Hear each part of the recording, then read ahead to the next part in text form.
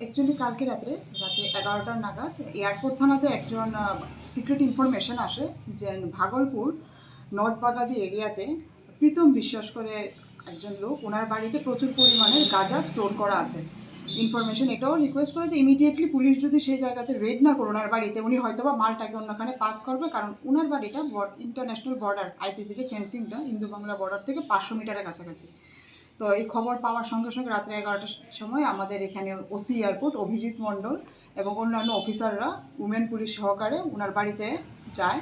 গিয়ে ওনার বাড়িটাকে কর্ডন করে বাড়িটাকে রেড করা হয়। রেড করে বাড়ি থেকে আমরা 87 কেজি ড্রাই গাঞ্জা ওনার বাড়ি থেকে উদ্ধার করি।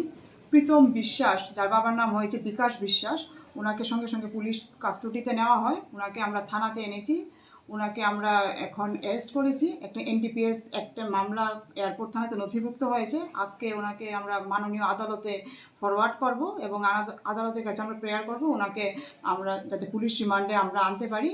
এনে আমরা ওনার থেকে বাকি যে তথ্য, যে মালটা উনি কোথায় মালটা ডেলিভার করলো হলে বা মালটা উনি কোথা থেকে এনেছে ডিউরিং ইন্টারোগেশন, এই তথ্যগুলো আমরা বের করব।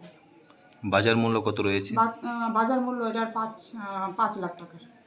উনি কি মানে কি করেন, এই কাজের সঙ্গে যুক্ত না অন্য কোনো? এখন আমরা এটা ইন্টারোগেশনে ওনাকে এনে বাকিটা আমরা তথ্যটা বের করব, বাকি যেটা আছে এটা ইনভেস্টিগেশন হবে।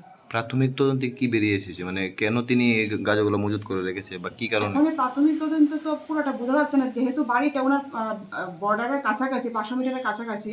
তো আমরা ডাউট করছি হয়তো বা ওনার এরকম কোনো প্ল্যানিং থাকতে পারে, মেবি ও বর্ডারটাকে ইউজ করে সে মালটাকে পাস করতে পারে, বা আদার্স কোনো প্ল্যানিংও থাকতে পারে মালটাকে অন্য স্টেটে পাস করার জন্য। সেটা আমরা ইন্টারোগেশনে বের করবো।